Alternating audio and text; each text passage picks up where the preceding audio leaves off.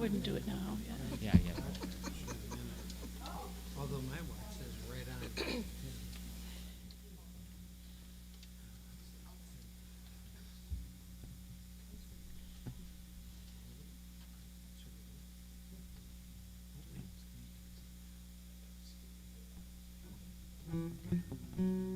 Oh, nice graphics. Welcome.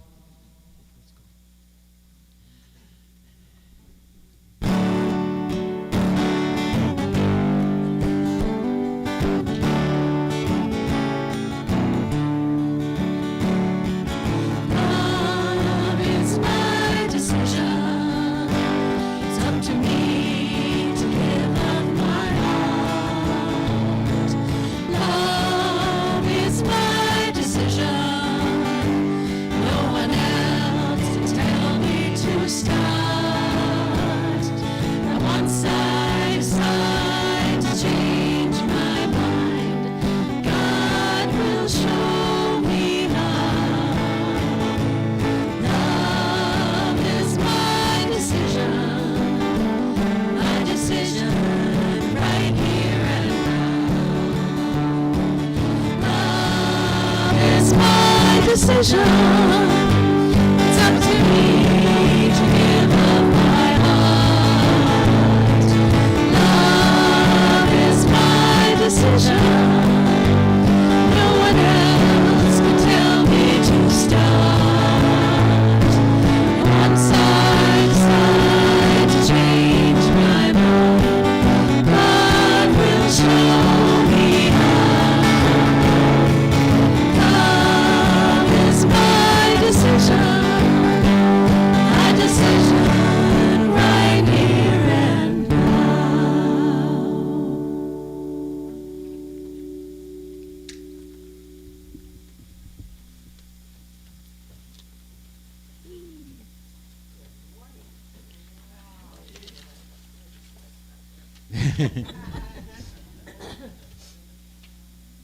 Is it on? It's on. Okay.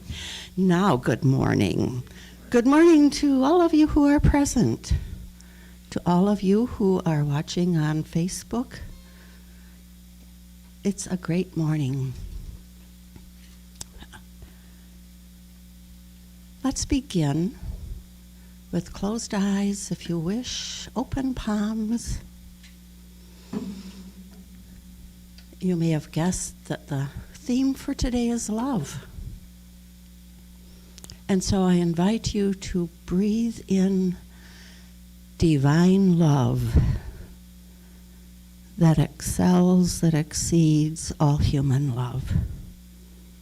No matter how much you have loved another person, another thing, another idea, divine love excels everything you've ever felt or known.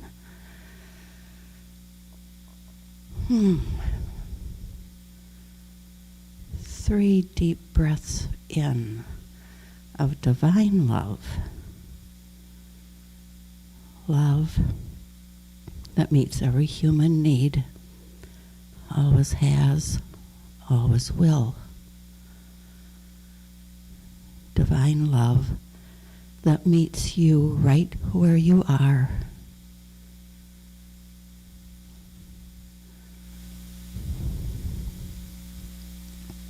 And so it is.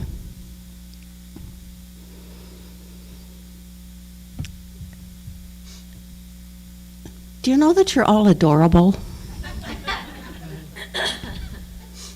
You really are. And I mean that not in the Disney kind of adorable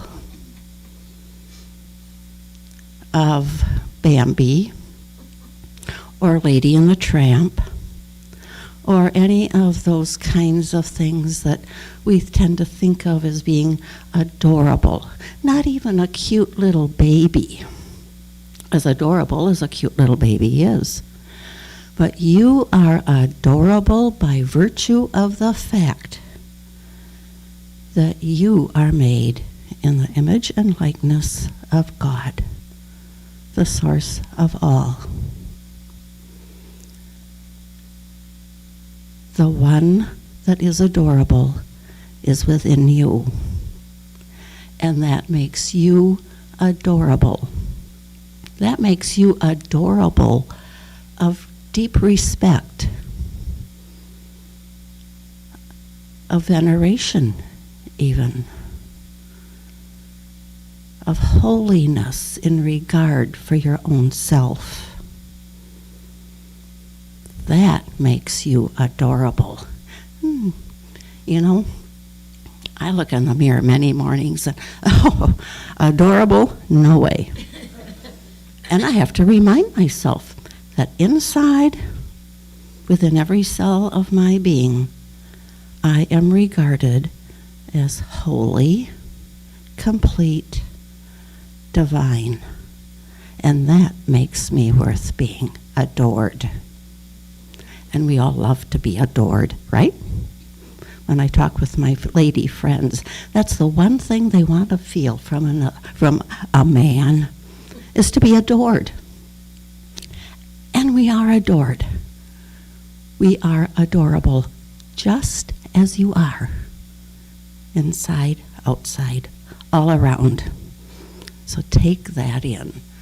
Breathe it in and say, I am adorable. Yeah. Okay, on with things now. It is time to say our vision, mission statements, and if you will follow along with me, it doesn't work. Our vision, a world powerfully transformed through shared spiritual awakening.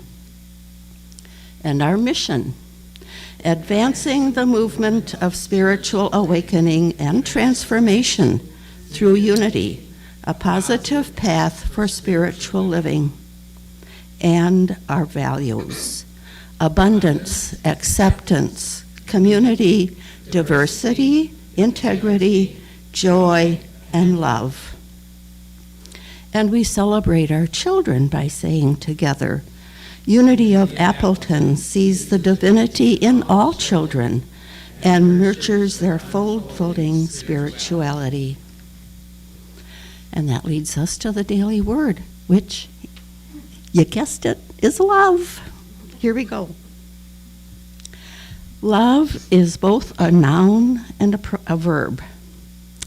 More than just a feeling, it is one of the highest intentions I can hold, and one of the most sacred actions I can take.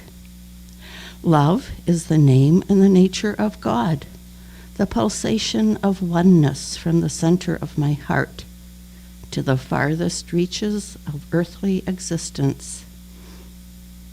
On this third Sunday of Advent, love is also a call to action, an invitation to perceive the world through the Christ presence and live as the love I am. I open my heart and let my love flow forth as kindness, gentleness, compassion. I stay grounded in the presence of God through my prayers, and I radiate love through my kind words and actions. I trust my loving impulses will reach far and wide. The light and joy I send forth grow and expand to encompass all things. And from John, little children, let us love not in word or speech, but in truth and action. And with that, I have the joy, the pleasure of lighting the love candle, the pink one.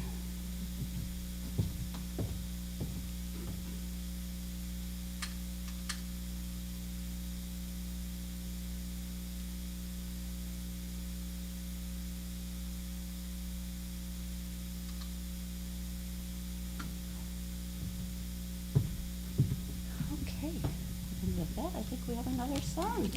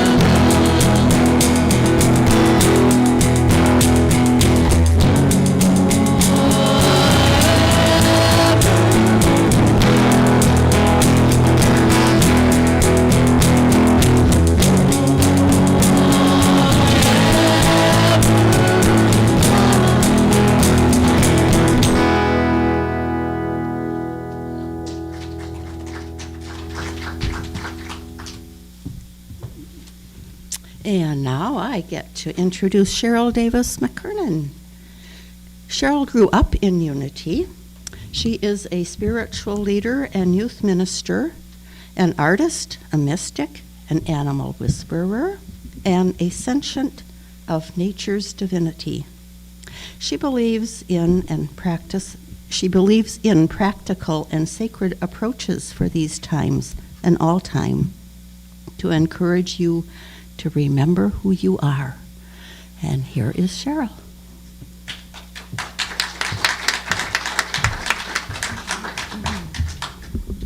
Good morning. It's so great to be here.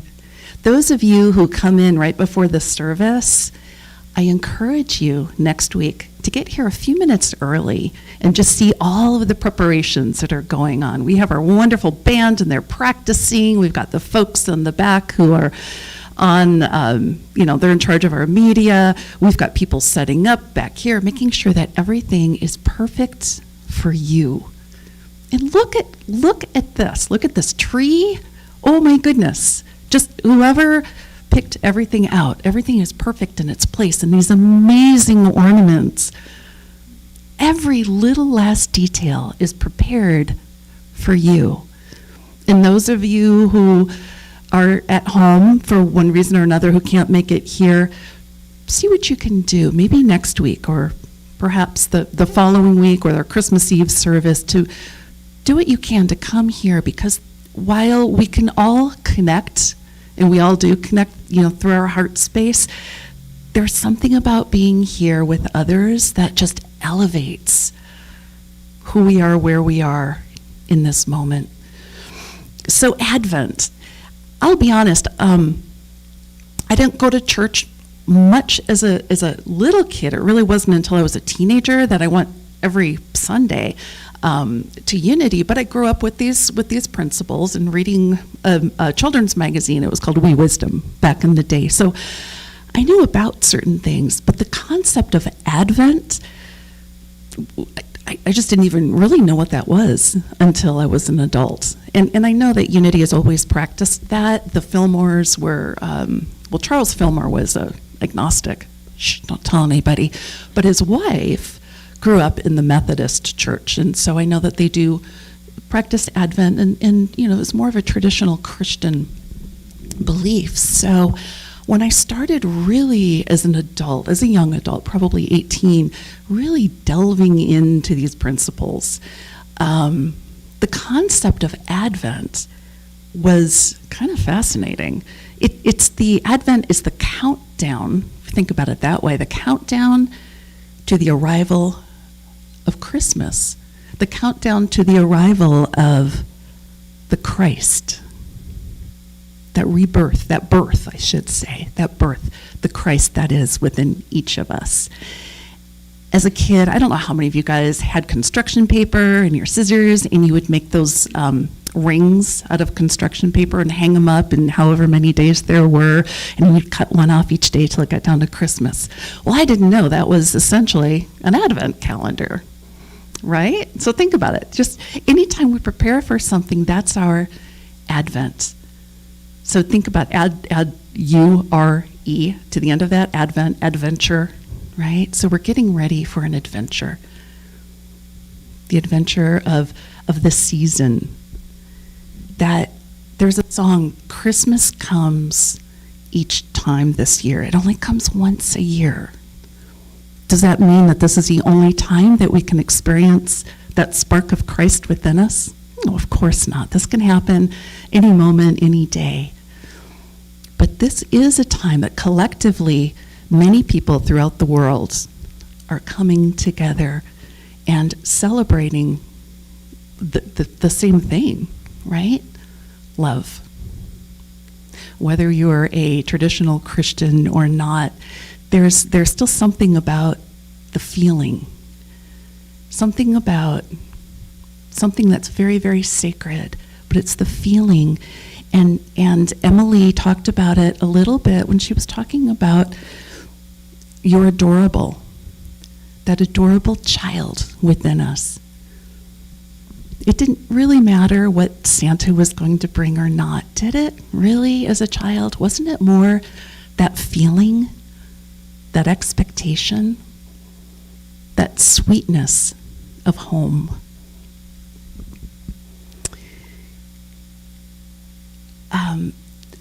There was a woman, her name is Margaret, and she grew up in Michigan, in the Detroit area, during the Depression. She was born in 1930, so right after the Depression started. And there wasn't a lot of money to go around in those days. There weren't the presents that we have now. There was no, well, there probably was a Sears catalog, but there certainly was no Amazon delivering whatever we wanted within. Did you know that Amazon can deliver the same day, like within a couple of hours, if there's something that they have locally, like food or whatever? The same day. We can call up our grocery store right now online and have them deliver whatever we want to our home.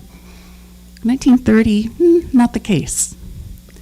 So as a child, Margaret told me stories about what it was like growing up during the Depression.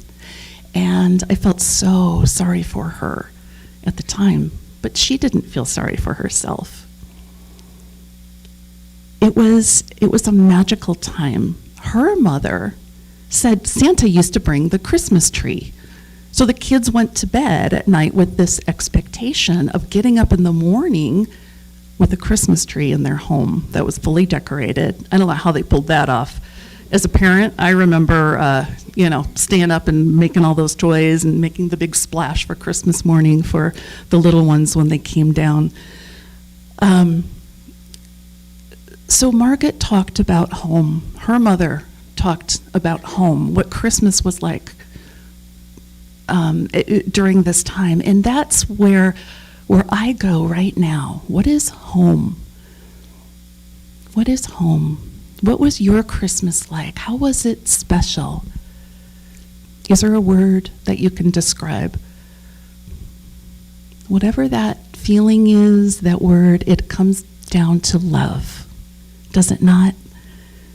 So here we are at this time. I'm going to come back to Margaret, by the way, okay? I just prefaced her. She's going to come back and later in our talk.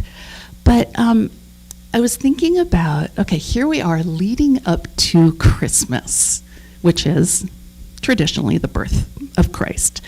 And, well, it is the birth of Christ, but traditionally the birth of Jesus, who traditional religions believe to be the Savior of mankind. And I looked at what Charles Fillmore, the co-founder of Unity, said in the Metaphysical Dictionary, and there's another book called Revealing Word. So metaphysically, the whole birth of Jesus, of Mary, the Immaculate Conception, he says this: Mary was found with child of the Holy Spirit, which refers to the miraculous conception by which the Virgin Mary is held to have conceived without original sin. Joseph, not fully understanding the prophecy, was minded to put her away privily, which refers to the fact that in the first stages of the birth of Christ in us, we do not understand the process.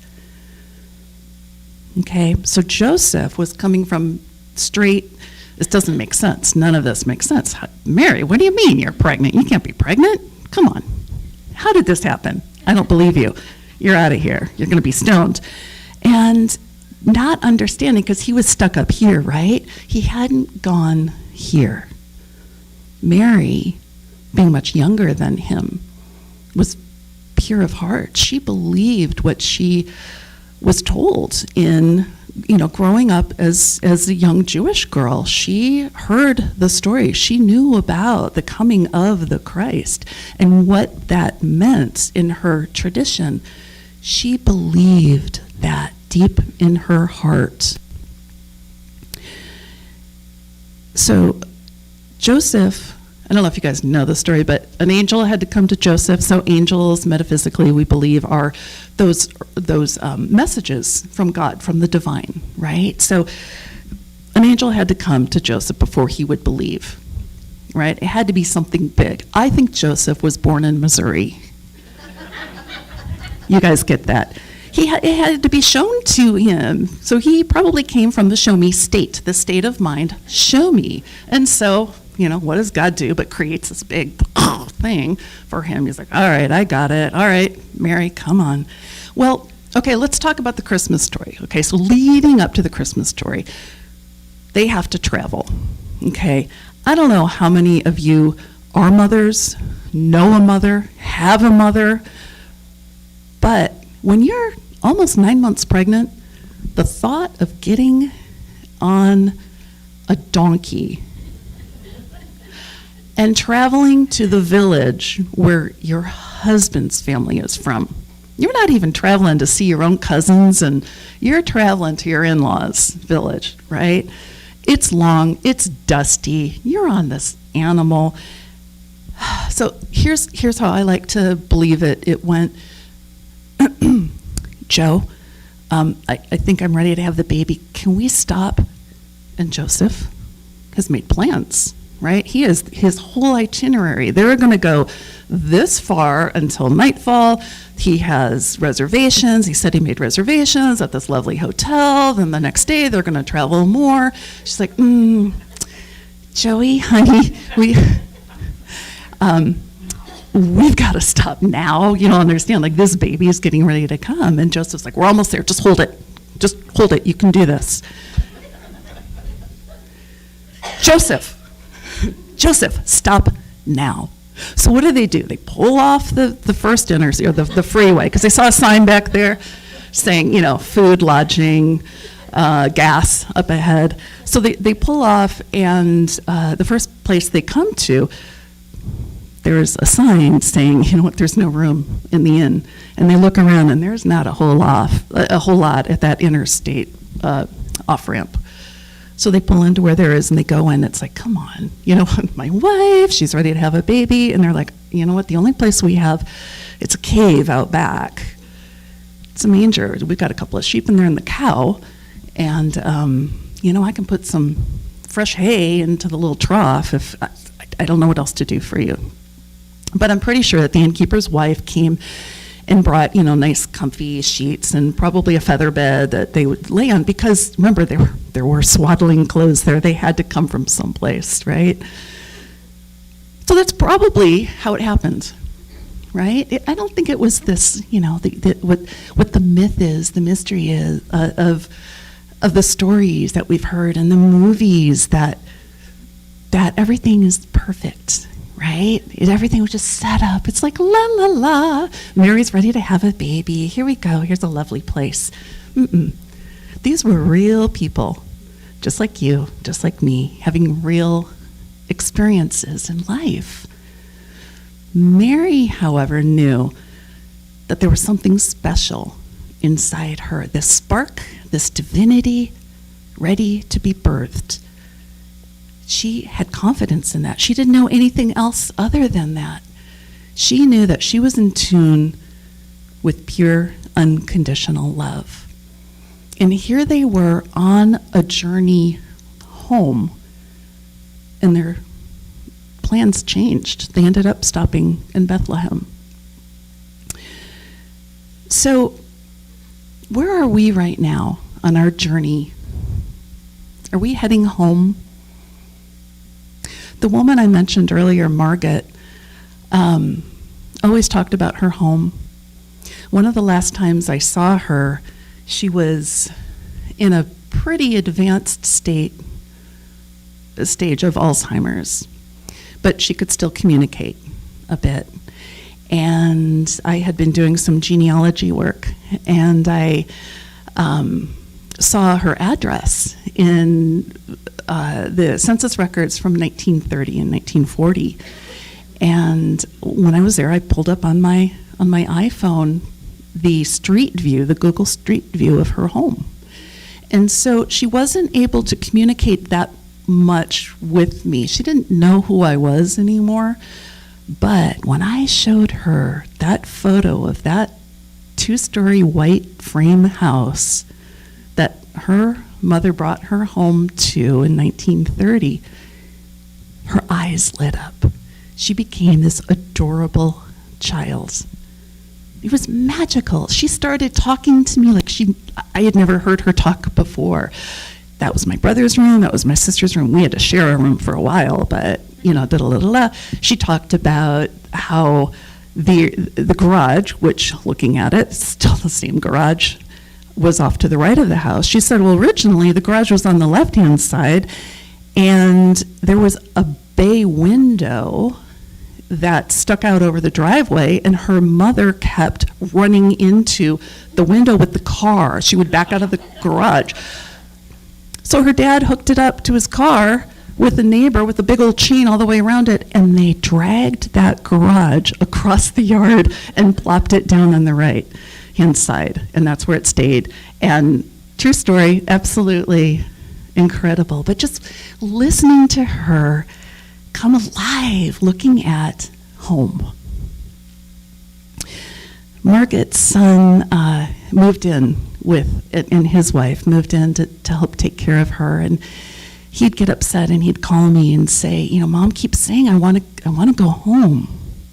I want to go home. And he kept saying, Mom, you're home. You are home. She's like, no, I want to go home. And I had to tell him that's what she was talking about. Get your phone out, open it up to Google Maps, and show her home. And just say, Mom, you know what, we'll go soon. The last time I saw Margaret, Eric, her son, was driving her to a doctor's appointment, and I needed to leave. And she got in her car, or his car, and I waved to her, and I saw this sweet, adorable child in a 90-year-old woman waved back at me like this, and they pulled down the driveway. It's easier for me to talk about Margaret and realize that wherever she is now, she's home. It's easier for me to say the name Margaret, and her name is on one of the angels over here, than to say that's my mom. And the thought of going through Christmas without my mom is hard. Without mommy. Mary was Jesus's mommy. Think about that. I know some religions show Mary as this god or goddess, and she is, because we are all God. But Mary was also a daughter and a wife and a mommy. She had real experiences, just like all of us.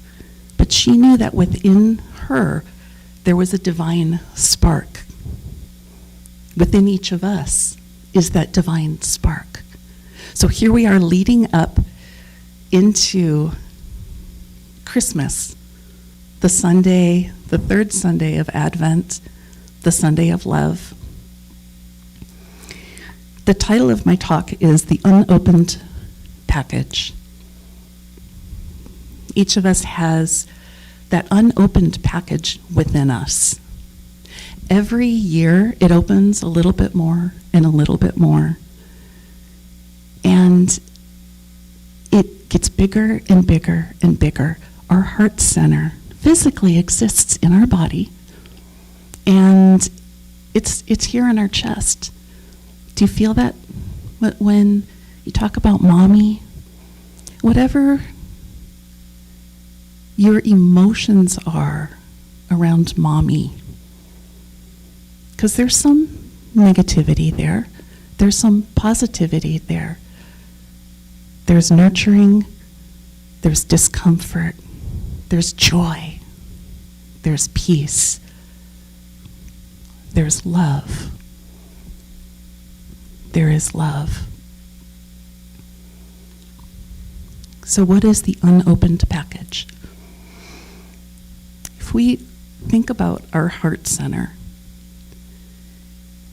there is part of it between our heart and our throat. It's called the high heart. It's right here. It's what's called the thymus. And it is the love light frequency. It is the part that some people refer to as the seat of our soul. It's right here. And many times this gets shut down. Right? Something negative might happen and we might hold our breath. Right? So our throats tighten. This part tightens. And if we just focus on that, tap it, send love to it, from it, this is our connection. We are energy. We are light. We are love. We are love light. We resonate at a certain frequency as that energy. This beautiful painting that Tom did, that it shows every path of individuals. When we get together where two or more are gathered, each of us resonates at a different frequency, and we can see it if we're aware of it. The frequency is that Christ within us. So tuning into that Christ within us through unconditional love and compassion. These are the highest vibrations of love. They're not subject to any preconditions, limitations, or requirements of others.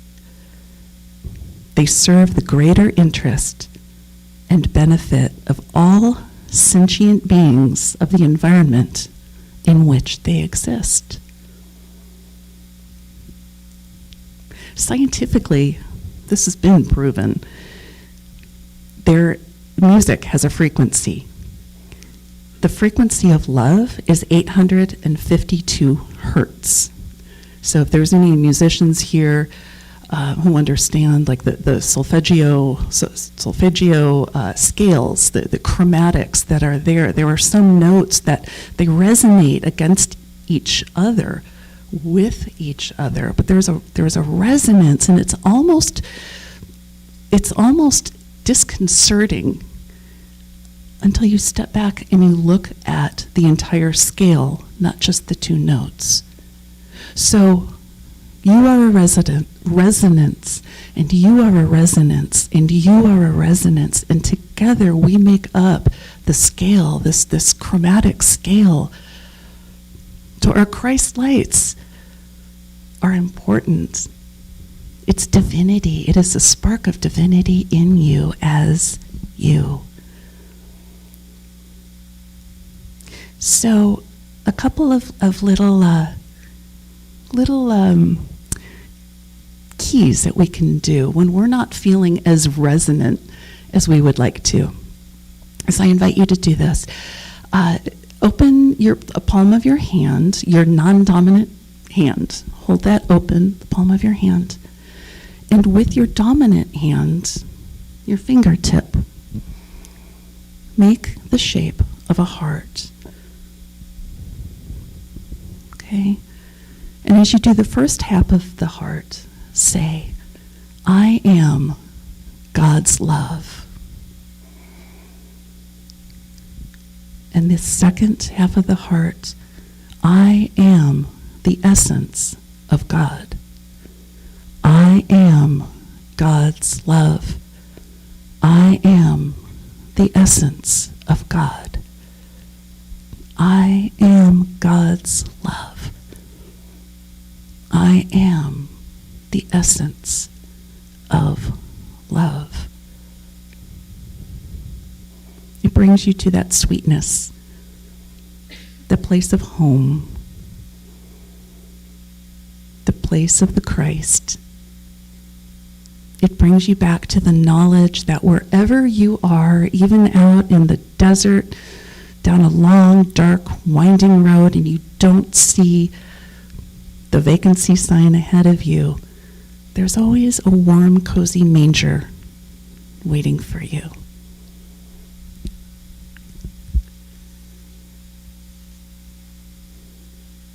So the unopened package. You are your own unopened package. Feel that love, feel that light.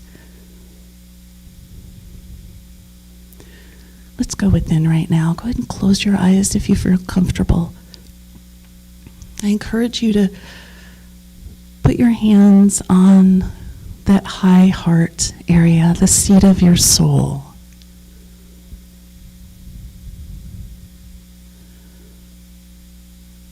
I am God's love.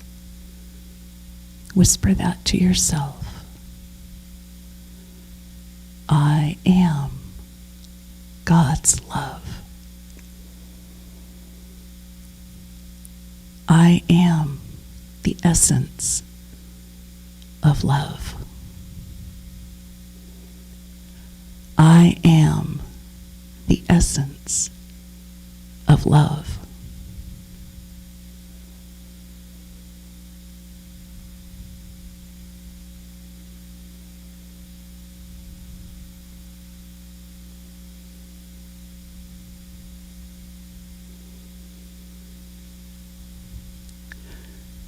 Thank you, Mother, Father God, for this time together,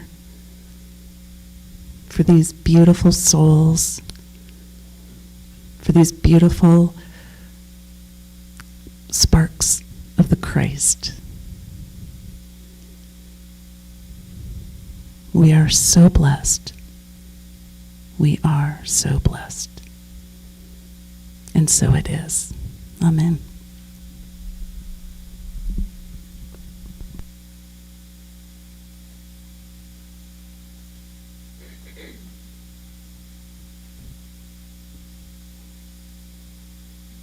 Thank you, Cheryl. I now invite you to begin to prepare yourself for reflective personal prayer and guided musical meditation. After which I ask that you remain in essential silence during the music.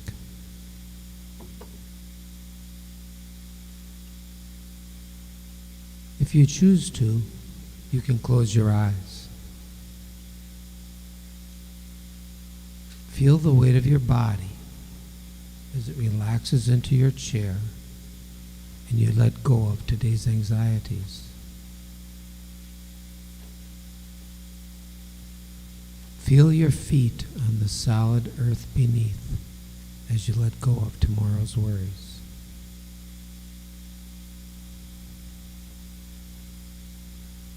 Become aware of your breathing as you breathe in life and breathe out love.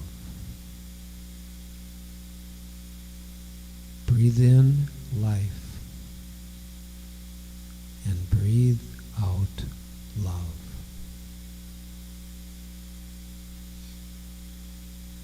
And as you become centered, focus your attention on your beautiful heart, your beautiful Christ self.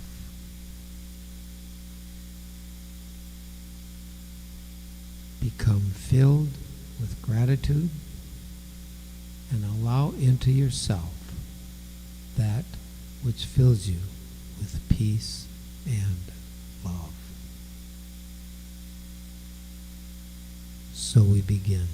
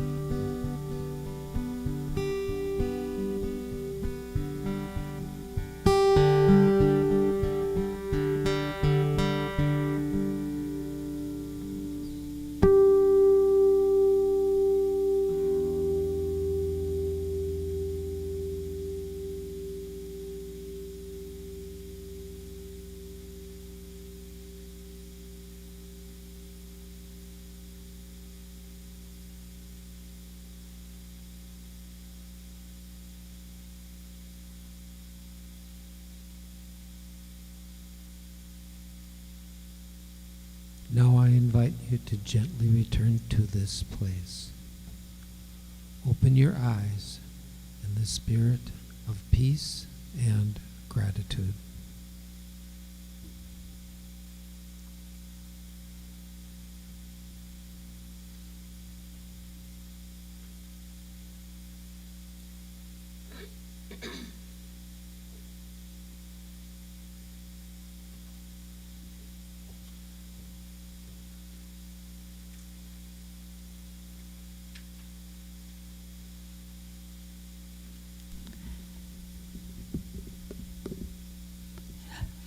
I don't know if it's on. Okay.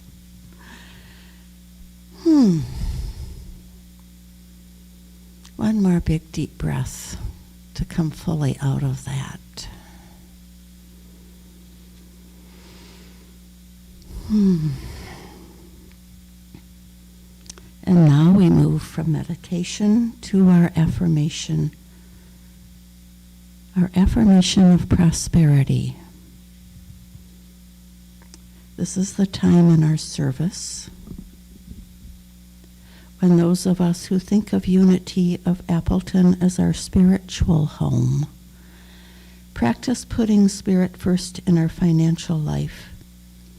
We know that when we do this, not only does it prosper the spiritual community we love, it also supports our own spiritual growth and prosperity. Let this be a time to connect with the guidance of Spirit in you and to give whatever amount Spirit guides you to give. Whatever that amount is this morning, take it in your hand and bless it with your love. If you are one of the growing number of us who give electronically, take the gift into your heart. Feel free to bless the plate as it passes by. Let yourself feel as grateful as you can to God in you as your one source. Then please join in our affirmation of prosperity. Say with me, Unity of Appleton is alive with the energy of Spirit, in the flow of divine abundance, and radiant with unlimited possibilities. And continue with me the celebration of giving and receiving. Divine love in and through me blesses and multiplies all that I am, all that I have, all that I joyfully give and willingly receive. I give in love, and I trust God as my source.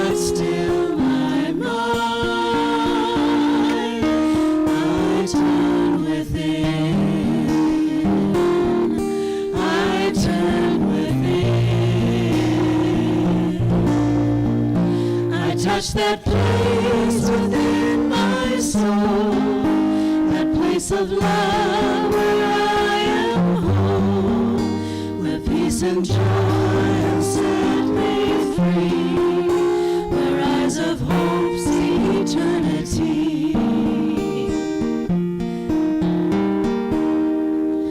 As I wait for Christmas, I feel a sense of awe. I'm no longer separate, for love has joined us all. I turn within, I turn within, I turn within, I turn within. I touch that place within my soul, that place of love where I am home, where peace and joy have set me free, where eyes of hope see eternity. As I wait for Christmas, a smile comes from within, joy that's deep and sacred has filled me once again. I turn within, I turn within, I turn within, I turn within. I touch that place within my soul, that place of love where I am home, where peace and joy have set me free, where eyes of hope see eternity.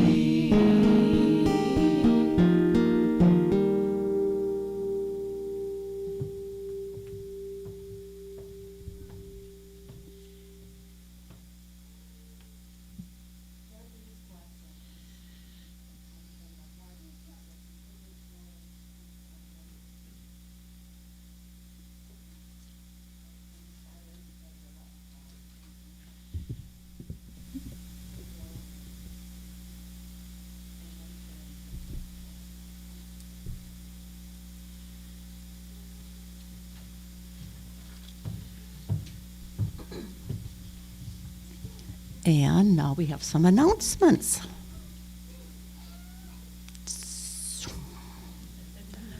Okay, next Sunday, the 18th already, a potluck after the service. There is a sign-up sheet at the back table. Indicate what kind of a dish you would like to bring. If not a food, then supplies like napkins and plates and those sorts of things, something to drink. Yeah, a holiday event, a hometown potluck. Talk about. We have plates and napkins. Okay, no plates are needed, I'm heard. Okay, next Sunday, that's what's happening here. Be a bell ringer. This Friday from 5 to 7. There are 3 locations to choose from. Festival on Northland Ave, Pick and Save on Ballard, and Walgreens on Northland across from McDonald's. And after the bell ringing, meet at Glass Nickel Pizza for pizza at 2120 West College Avenue. Again, there's a sign-up sheet at the rear table. And a new book study written to provide tools for the daily living and to suggest answers to some of the questions of existence. This book will appeal to spiritual seekers and skeptics. Led by Karen Sophie, the book study will meet for 6 weeks starting Saturday, January 7th from 10 to 11 at Unity. Again, sign up at the Connect and Serve table. There are a few books available through Karen for $10. And now our dear, dear prayer for protection. Stand, please. Please come forward, those of you who are in the back. Turn around so that we can offer this to those who are on Come forward, otherwise they can't see us. You're hidden back there. Come up here. Okay, hopefully they can. All right. Arms raised up, fingers extended, each fingertip loaded with light that we send out to them. The light of God surrounds us. The love of God enfolds us. The power of God protects us. The presence of God watches over us. Wherever we are, God is, and all is well. Namaste. The Christ in you greets the Christ in me, and we leave as one. Thank you. A song to finish up here.